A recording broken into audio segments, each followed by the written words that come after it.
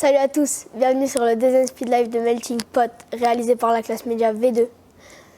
Nous avons un petit problème technique. Le PC fait des siennes, ça aura peut-être coupé mais restez connectés, on va revenir très vite. Aujourd'hui, le live sera présenté par toi Morgane. Et toi Ilan. N'hésitez pas à lâcher un commentaire dans le chat, on y réagira avec plaisir.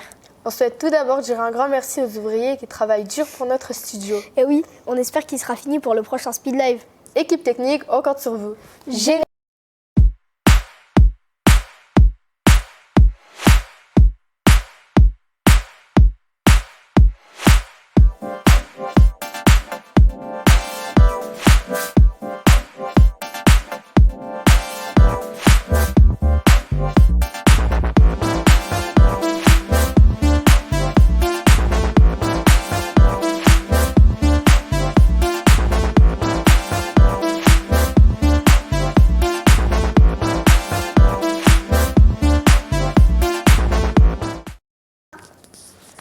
Le jeudi 1er décembre, nous avons découvert le spectacle Ni flûte ni soumise produit par la compagnie Authentique.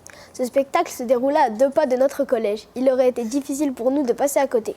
Le spectacle mène le breakdance au difficile sujet des violences conjugales. Il avait d'abord été dansé le 25 novembre à Vieux des Journées internationales contre les violences faites aux femmes. Et oui, car ce spectacle de breakdance raconte l'histoire d'un féminicide et a pour objectif de faire de la prévention contre les violences conjugales, car plus d'une centaine de femmes ont été tuées en 2022. Ce spectacle nous a beaucoup touchés et nous a aussi questionnés. À l'heure où, pour faire réagir des citoyens, on voit éclore des revendications de toutes formes partout dans le monde. Des saccages d'œuvres d'art, des boycotts de la Coupe du Monde, les blocages des routes. Nous sommes demandé si l'art, et plus particulièrement le breakdance, pouvait nous aider à changer les choses. Et nous avons eu la chance d'aller interviewer toute la troupe pour leur demander comment la danse pouvait devenir une forme d'engagement. On les écoute!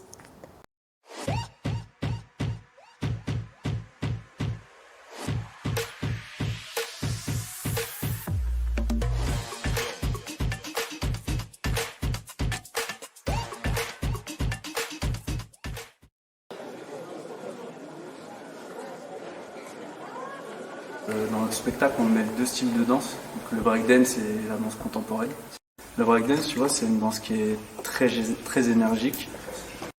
Donc ça nous a aidé sur le spectacle à donner une autre dimension. C'est une alliance entre le jazz, le contempo, le breakdance. L'alliance des deux fait que tu as de la finesse et en même temps en fait, de la brutalité, entre guillemets, de la percussion en fait. Ce qui fait qu'on peut vraiment jouer sur beaucoup d'émotions différentes à travers les deux danses. Pour traiter du sujet fort des violences faites aux femmes, la danse a le pouvoir de provoquer des émotions, car elle donne à voir et même à ressentir ce que nous avons parfois du mal à percevoir dans la réalité. Par exemple, on parle beaucoup de violences psychologiques et on parle de l'emprise sans réellement pouvoir poser une vue dessus parce que c'est quelque chose qui n'est pas palpable en fait. Donc l'idée c'est vraiment de le matérialiser, de donner la même sensation que l'emprise mais avec un visuel. Interprétation, musique, la chorégraphie s'appuie aussi sur d'autres cordes pour toucher le spectateur en plein cœur et susciter chez lui des émotions fortes. En fait, on ne se sert pas que du mouvement en lui-même, on va se servir aussi de l'interprétation, donc de ce que va dégager le danseur. Ouais, je suis super gentil, j'arrive pas à être méchant, donc je vais faire de vrais efforts pour me mettre dans le rôle de l'agresseur. Après, pour ce qui est de Jasmine, ma binôme, pareil, ça a été difficile aussi, je pense, pour elle de se mettre dans le rôle de la victime. Mais il y a aussi par la musique, et donc on peut traduire ça par des mouvements plus grands, comment on va dire, avec une énergie plus percutante et des mouvements parfois plus rapides aussi. En fait, à travers toutes ces nuances-là, on peut réussir à faire circuler des émotions différentes. Pour les parties qu'on a construites, je pense la plus explicite, c'est les parties en duo, où là on voit vraiment toute la relation qui se bâtit entre les 2 personnages qu'on a incarnés avec ma binôme. Dans le spectacle, la chose qui est très émouvante, c'est la bande-son, parce qu'elle fait passer la plupart des émotions. En fait, elle nous aide elle renforce un peu les images qu'on essaie de faire passer. Et, ouais, la scène de la gifle et la réconciliation juste après, parce que la musique me fend le cœur, c'est incroyable.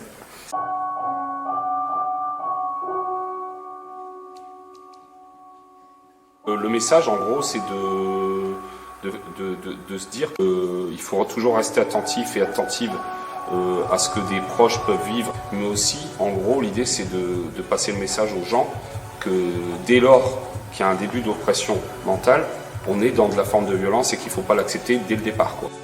Ne frappez personne, soyez respectueux les uns envers les autres.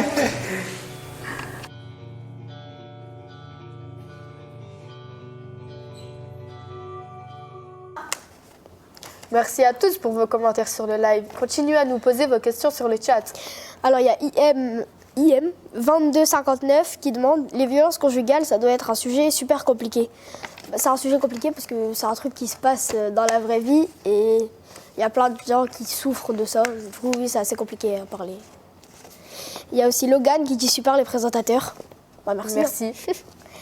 Miss Peregrine 54, le spectacle de danse vous a-t-il permis de comprendre le message? Oui. Les violences conjugales, c'est pas bien. Logan, avez-vous aimé le spectacle? Pourquoi?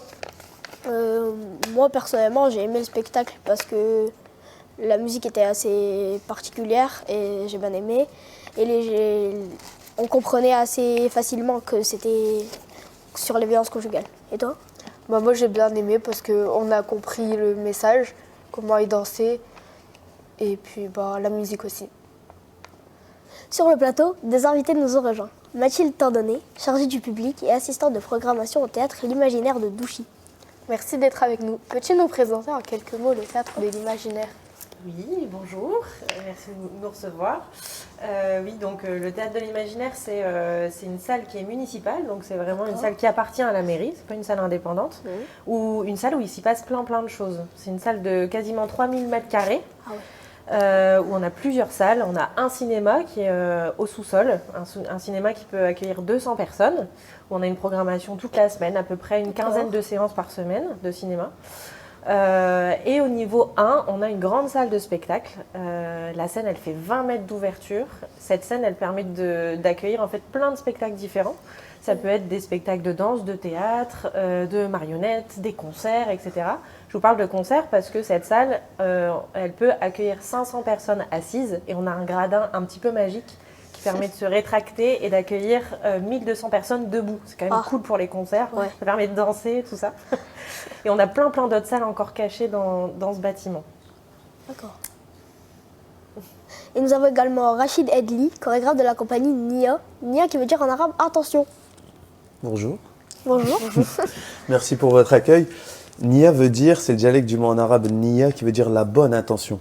D'accord. En fait, c'est faire du bien envers les autres, d'où le nom de la compagnie. J'ai préféré choisir celui-là. C'est logique. On a beaucoup de chance de vous avoir sur notre plateau. Merci. C'est nous qui avons de la chance d'être là. Rachid, comment choisissez-vous les sujets traités dans vos spectacles? Oula.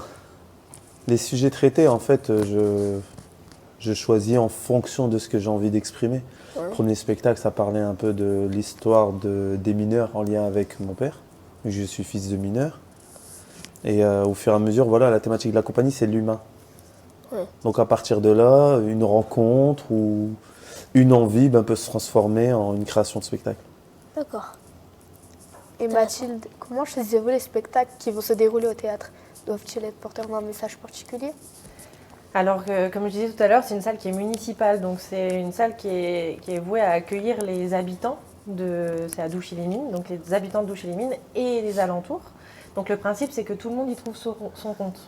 C'est pour ça que je dis, on a des spectacles de danse, de théâtre, etc. Donc on essaye dans la programmation déjà de choisir des disciplines différentes au niveau artistique. Ensuite, au niveau des thématiques des spectacles, pareil, on essaye de changer, d'avoir des spectacles un peu rigolos, et puis des spectacles qui vont nous toucher, des spectacles qui vont nous choquer, des spectacles qui vont nous surprendre. C'est comme ça qu'on fait une programmation vraiment à l'année, pour qu'il y ait vraiment des choses très diverses. Après, est-ce que chaque spectacle doit apporter un message? Il n'y a pas d'obligation, ce qui porte un message fort. Après, c'est sûr qu'on aime bien sûr en recevoir et c'est notre rôle aussi en tant que salle de spectacle de programmer des spectacles qui ont un message très porteur envers les habitants, envers les spectateurs, quel que soit le message d'ailleurs. Rachid, on avait vu que vous aviez fait un spectacle sur le handicap. Pourquoi avoir choisi ce sujet? Quel message voulez-vous faire passer? Ce spectacle est venu par hasard. En fait, l'anecdote, c'est que j'ai chorégraphié ce spectacle pour un danseur qui s'appelle Jimmy Omoy. Et en fait, Jimmy, c'était mon élève. Donc il prenait des cours de breakdance avec moi. Ouais. Et sur certains mouvements, il y avait une difficulté à se positionner, là au niveau de la posture de son corps. Et donc moi, je le taquinais. Je disais, mais non, tire un peu plus, voilà. Et à force de le taquiner, ben, un jour il est venu m'en parler, il me dit, ben non, je ne peux pas faire ça parce que j'ai eu dans ma jeunesse une maladie qui m'a contraint justement à être en situation de handicap. Donc il y avait les jambes levées, avec une barre au milieu, 90 degrés au niveau de l'ouverture, et c'est dans sa jeunesse. Et donc de là, je lui dis, ben, je ne comprends pas.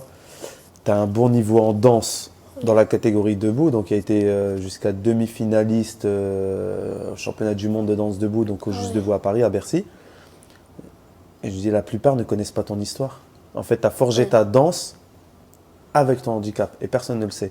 Je dis, ben, ça serait bien de créer un spectacle autour de ça, et d'en parler justement, de dire que tout est possible.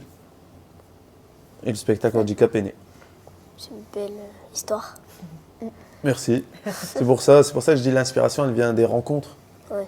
À partir du moment où ça rentre dans la thématique de la compagnie, puis c'est une envie aussi de défendre et de créer autour de ça, ben on fait. D'accord. Mathilde et Rachid, y a-t-il eu des réactions qui vous ont étonné? Des gens irrespectueux? Dans quel cadre? commences. Dans les spectacles Ouais, ou... dans les spectacles. Oui, après, bon, désolé, on va parler d'un sujet un peu délicat. Les professeurs des écoles, le plus souvent. Ouais. Pourquoi? Ils sont amenés à accompagner les élèves à venir voir des spectacles. Et souvent, les professeurs, quand ils sont dans le noir, ils commencent à sortir leur téléphone. Et en fait, ils oublient que l'écran, le fait de créer de la lumière, ça éblouit leur visage. Et on le voit. Et donc, s'il y a des élèves qui se mettent à discuter sur le côté, en fait, certains ne vont pas les voir pour dire restez attentifs au spectacle. Donc, la règle qu'on communique auprès des élèves, ça serait bien que les professeurs puissent la faire. Ah, là, je généralise, tout le monde n'est pas comme ça. Ouais. Mais certains, malheureusement, voilà. Mais sinon, en termes de manque de respect, non. Parce que les gens sont là pour passer un bon moment, découvrir aussi une performance artistique, voire physique, en fonction du spectacle. Et aussi le message qui est véhiculé sur scène. Mais des fois, c'est ce mauvais comportement, les écrans. D'où le fait que je milite des fois pour qu'on mette un brouilleur dans la salle, ça serait pas mal. Et vous? Et moi, du coup, oui, des réactions, en fait, on en a tout le temps. Le spectacle, il est là pour créer des émotions, pour qu'il se passe quelque chose là-dedans. Donc forcément, quand on vient voir un spectacle, les spectateurs, d'ailleurs, sur le même spectacle, peuvent réagir complètement différemment. Un spectateur peut être hyper touché pendant le spectacle et pleurer. Moi, ça m'arrive souvent de voir des spectateurs en larmes sur un spectacle. Le spectateur d'à côté peut être hilar, peut avoir envie de rire sur la même scène. Ouais. Mais parce qu'on a tous des expériences différentes, on a tous un passif. Un spectacle peut nous parler plus qu'un autre spectateur.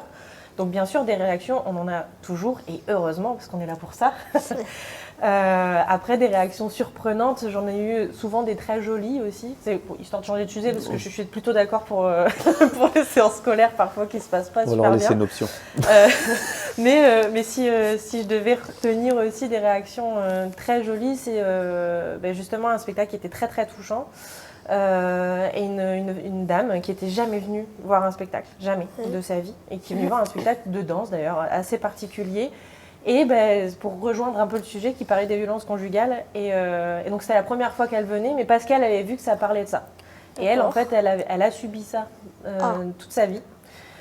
Et du coup, en fait, cette femme maintenant vient à tous les spectacles que la structure propose, et elle a fait partie du spectacle de la compagnie parce qu'elle allait voir la metteur en scène en la remerciant d'exister. Et en fait, elle a intégré cette personne dans la compagnie maintenant. Donc c'est vraiment bon, ça n'arrive pas tout le temps, hein. Ouais.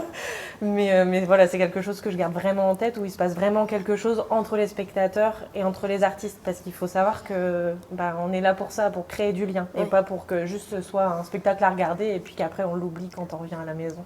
D'accord. Aviez-vous d'autres thèmes que vous aimeriez aborder dans le spectacle? Dans la création de spectacle ou... Dans la création. C'est au feeling pour ma part, mais j'ai un prochain spectacle qui est sur la thématique du handicap, mais d'une autre manière. En fait, Ça fait 22 ans que je danse et j'ai commencé par le circuit des battles, donc des compétitions. Donc j'en ai fait énormément. Et de ce fait, il y a des danseurs, donc des breakers ou des danseurs debout avec un handicap. Donc dans le cadre d'un battle, ils peuvent participer, c'est un accès libre. Mais dans le cadre d'un spectacle, donc une création, donc malheureusement, ils se font souvent recaler des auditions. Parce qu'il faut plus être... Parce que des fois, je ne sais pas, est-ce que c'est le regard qu'on a sur eux par rapport au handicap? On va porter un jugement sur le fait que, voilà, parce qu'aujourd'hui, c'est compliqué, le monde artistique. Et donc, la prochaine pièce, j'ai l'envie de travailler autour de ça avec des danseurs avec un handicap et des danseurs normaux. Justement pour montrer cette égalité qu'on peut créer sur scène. C'est l'envie. Voilà. Je cogite, mais ce sera plus pour 2025. Waouh! Faut anticiper. Dans... Non, pourquoi c'est dans longtemps? Parce que la recherche de financement, la recherche des périodes de résidence, ensuite les dates de programmation pour pouvoir mettre en avant le projet, en fonction des différents lieux de programmation, certains commencent 1 an avant, d'autres 2, d'autres 3 ans avant. Et donc c'est pour ça, c'est un travail sur le long terme. Et comme on a eu malheureusement la saison Covid, qui a fait énormément de décalage sur les programmations, pas seulement de spectacles, mais les programmations que vous ne voyez pas, c'est-à-dire des résidences artistiques, c'est-à-dire ceux qui viennent créer leur spectacle, ça a créé un décalage. Donc, à un moment donné, voilà, faut laisser la place déjà aux personnes de finir et de consolider leur projet pour pouvoir repartir sur autre chose. Donc, d'où le fait de dire 2025, comme ça, au moins, tout le monde est bien. D'accord. Et moi, si je peux rajouter quelque chose, du coup, vu que tu posais la question, c'était aussi de dire que le spectacle, c'est pas forcément dans la salle de spectacle. Que ces sujets-là, ils peuvent être abordés absolument partout. Moi, je travaillais dans une structure avant qui faisait de l'art de rue. L'art de rue, en fait, c'est pas forcément dans la rue. C'est dans une chambre, c'est dans un jardin, c'est n'importe où, en fait, ailleurs qu'une scène.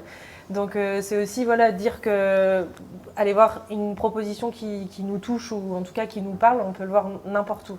Dans une salle de spectacle, déjà, les salles de spectacle sont très différentes les unes des autres. Elles n'ont pas toutes la même programmation de spectacle, mais allez voir des choses. Il se passe plein de festivals aussi dans le Nord, dans la région et ailleurs, dans toute la France, mais on est dans le Nord.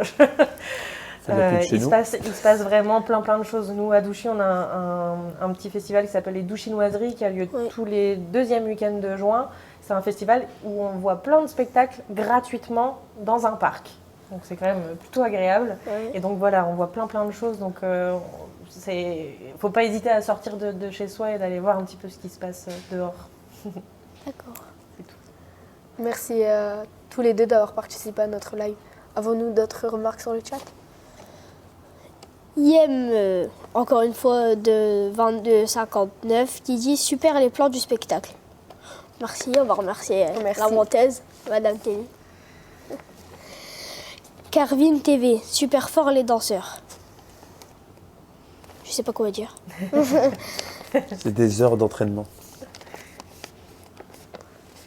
Ouais. Lulu 0812, pas trop stressé les présentateurs. Si, beaucoup trop. Beaucoup trop. Miss Peregrine 4, quels sont les spectacles bien trop programmés? Y a-t-il des spectacles engagés à venir? Pour Mathilde. Pour moi alors, les spectacles qui arrivent là, il y a les vacances de Noël. Donc là, il y a des dernières choses avant les vacances de Noël. Sinon, si on parle après, donc pour 2023, on a travaillé cette année sur un triptyque sur l'adolescence. Donc 3 spectacles, 2 sont déjà passés. Et donc le 3e spectacle qu'il y aura sur le thème de l'adolescence, c'est le vendredi 13 janvier à 20h. Le spectacle s'appelle Stroboscopie. Par la Manivelle Théâtre, qui est une compagnie de la région. Et c'est un spectacle sur l'adolescence. C'est un vaste sujet, l'adolescence. Il y a plein de choses à dire. L'adolescence, c'est se retrouver dans une période où on est encore un peu enfant, pas encore vraiment adulte, où on se pose énormément de questions.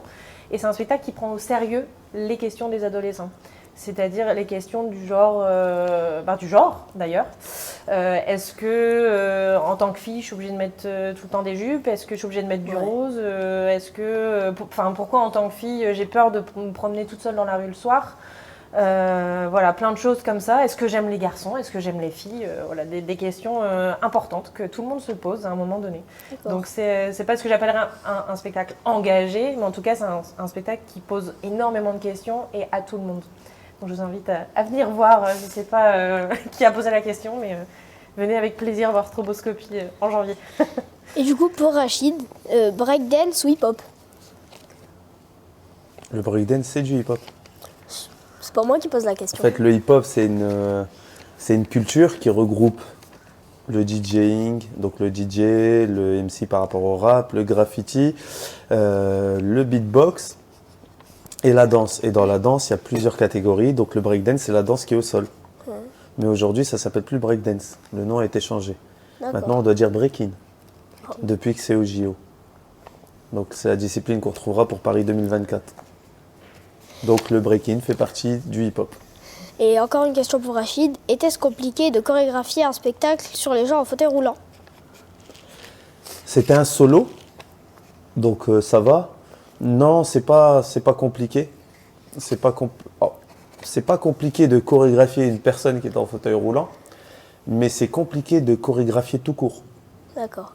Pourquoi? Parce que à un moment donné, faut exprimer les idées, la vision qu'on a par rapport au sujet, à la thématique qu'on veut développer, mais à travers des artistes en prenant leur qualité. Ouais. Et c'est ça qui est compliqué. C'est comment traduire tout ça. Et c'est pour ça que pour créer un spectacle, ça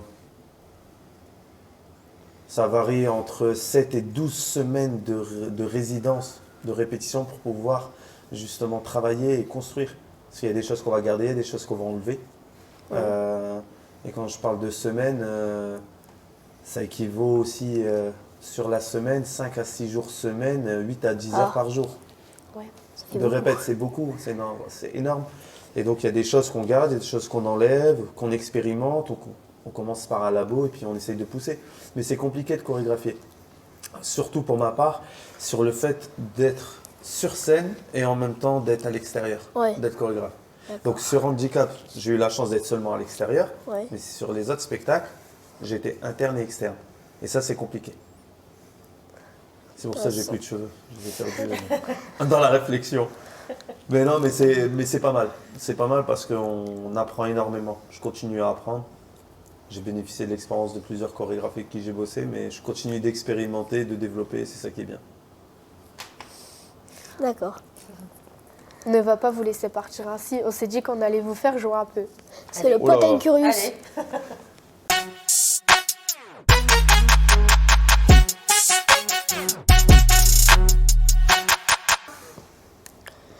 Le principe est simple. Vous allez avoir une série de questions. Il va falloir répondre le plus vite et le plus spontanément possible. Vous avez le droit à un seul joker. C'est bon, vous êtes prêts? Un joker. Oui. C'est chacun son tour ou on doit choisir qui répond? Non, c'est les deux. C'est les deux en Les même deux temps. en même temps? Oui. On peut se concerter ou non? On ne doit pas répondre à la même chose. Breakdance ou danse contemporaine? Danse contemporaine. Le breakdance, c'est de la danse contemporaine. C'est une nouvelle danse. Ouais. Ayam ou Joule? Ayam. Ayam. Roman ou BD? BD. BD, ouais. Lens ou Lille? Oh. Aucun des deux. Ouais, pareil. Je suis fan de foot, mais j'ai pas d'équipe précise. J'aime bien le beau jeu. Et là, Lens, ils produisent un beau jeu, mais voilà. Ouais, moi je connais rien. Spotify ou Deezer? Spotify. 10 heures est plus complet. Coupe du monde au Qatar ou boycott? Coupe du monde au Qatar. T'es pas d'accord? iPhone ou Samsung? Non. Samsung. iPhone. On va se failliter là. Cuisine au beurre ou à l'huile d'olive? L'huile L'huile d'olive. d'olive. Ah. Et enfin, petit pain ou chocolatine? Petit pain. Fidèle à notre région, pas petit pain. Ça fait déjà 4-0 pour petit pain. Pourquoi Merci à 4-0? vous. Parce que vous êtes d'accord, c'est ça? Merci à vous pour ce Pot and Curious. Notre Speed Live se termine. On vous remercie d'avoir participé à notre live. Nous, on est très heureux pour cette première expérience en tant que spectateur. Que présentateur. Rendez-vous l'année prochaine pour notre dernier Speed Live. Suivez-nous sur Instagram et notre chaîne YouTube Melting Pot Beverage pour suivre l'avancement des travaux de nos studios. Abonnez-vous pour ne rien manquer. On vous dit à très vite. Et bonne fête de fin d'année. Au revoir. Au revoir. Joyeux Noël!